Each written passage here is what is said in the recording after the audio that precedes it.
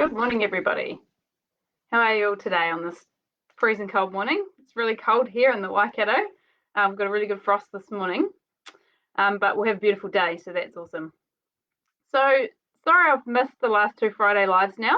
The last one that I actually did, my internet connection was really bad. I was using Wi-Fi, so I didn't get that sorted for the next one, so that's why I missed the next one as well. And then I had a crazy last week with COVID contact tracing, my other hat, with the latest Wellington situation. And then I've also been a little bit slack writing topics just with life. Life gets in the way, so I need to get ahead of the game with this. So sorry about that. I've had a couple of weeks slack, so I'm back into it now. So today I want to talk to you about resilience. That's the topic of the day. So the definition of that from Wikipedia is psychological resilience is the ability to mentally or emotionally cope with a crisis or return to pre-crisis status quickly. It also includes being able to remain calm during crisis or chaos and to be able to move on from the incident without long-term consequences. So that's the definition of resilience. So yeah, like things happen in life, situations arise, all that sort of stuff. Often there's not a lot that you can do about it. It might be something that's completely out of your control or out of your hands. Being resilient means being able to bounce back from that after something goes wrong, basically. And at times this can be really hard to do. So like an example is, say you're having a really bad week, and on Friday you get some bad news or something bad happens. It's really easy to let that one bad instance or whatever override the great week that you've had, and you can forget about the good stuff and all the negative stuff takes over. Generally, there are three common reactions to something going wrong. So the first one is to erupt with anger. So anger is a reaction. The second one would be imploding with overwhelming negative emotions, which causes you to go numb and unable to react. And then the third one is becoming upset about the disruptive change. So anger, overwhelm or imploding, and becoming upset.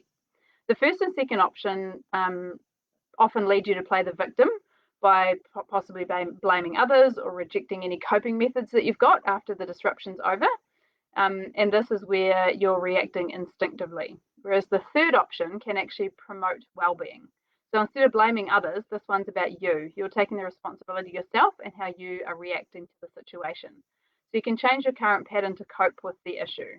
And this option is where you're most likely to spring back from the event and even potentially halt the crisis getting worse. So a couple of my favorite quotes on this topic are, it's not what happens to you, but how you react to it that matters. And another similar one is, life is 10% of what happens to you and 90% of how you react to it. I'm a firm believer in that now after changing my own mindset. These three mindsets have helped me a lot as well. So it will be unreasonable to think that life will always go smoothly and nothing will go wrong. That just doesn't happen. That's not life. Life will throw you some curveballs. But resilience is important when you're working on your self-development.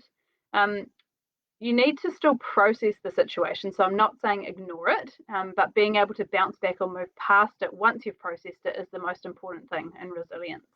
So don't dwell on it for too long, on the negative thing that's happened. Try and sort of accept it, process it, give yourself time to process it, and then move on. Negative emotions involve fear, anger, anxiety, distress, helplessness, and hopelessness. So those all decrease your ability to solve problems if there's a situation that comes up, and it also weakens your resilience. So it makes you less resilient if you let those negative emotions kind of take over. So to not let things get in life get you down, accept that it's happened, find a way to get back into a good headspace that you're in prior to the situation happening and continue to move forward is the most important thing. Without resilience, you can get stuck here in this negative headspace and not get out of it. I guess it's a bit like learning to develop a thick skin. Again, you've still got to process it, but be able to move past that. There's three bases for resilience: self-confidence, self-esteem, and self-concept. So building resilience takes time and involves mindfully changing basic behaviors and thought patterns. So things like changing self-talk, like eliminate negative self-talk. So for example, I can't do this or I can't handle this. Replace those negative self-talk, those things that you're telling yourself, with positive self-talk. So I can do this and I can handle this. Being prepared for challenges and changes. This happens in life. Just know that it will happen and know that it might not necessarily be a bad thing. Change is not always a bad thing. Having coping strategies in place, so like self-care, meditation. If something happens, maybe take a break from what you're doing, go outside for a walk. Looking for opportunities in the change in situation. So like maybe stopping to look at the bigger picture and saying, okay, well, there's this small obstacle. Is this going to ruin the whole day or the whole week, the bigger picture? Or has this happened for a reason? So it might be an opportunity to change your path to somewhere there is an opportunity in the situation. So just looking at it from a different angle, I guess. Personal example for me. So one of my biggest triggers to stress and overwhelm was thinking that I needed to have everything planned out before I could actually make a start. Coincidentally, this also involved a few of my limiting beliefs. So things around control, change, flexibility, adaptation, all that sort of stuff.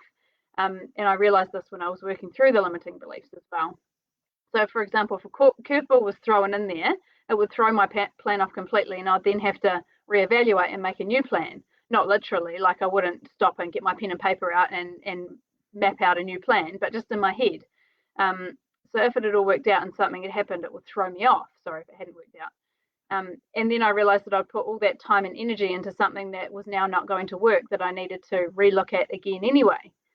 So maybe not having so many set plans and realizing that, yeah, something might come up and you might have to change tact.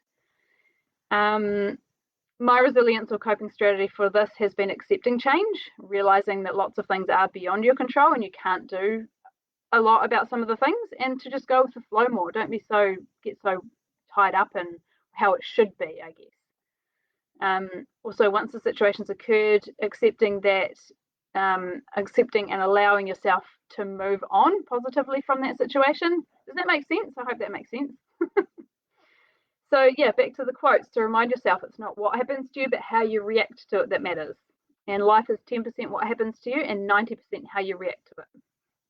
So you could let the situation throw you and disrupt your day, or you could just accept that it's happened, change the plan and move on in a positive way instead of letting it affect you negatively for the rest of the day or the rest of the week or the rest of the year even. And also just a thing to think about, what if the new path or outcome was better than the original one you're on anyway?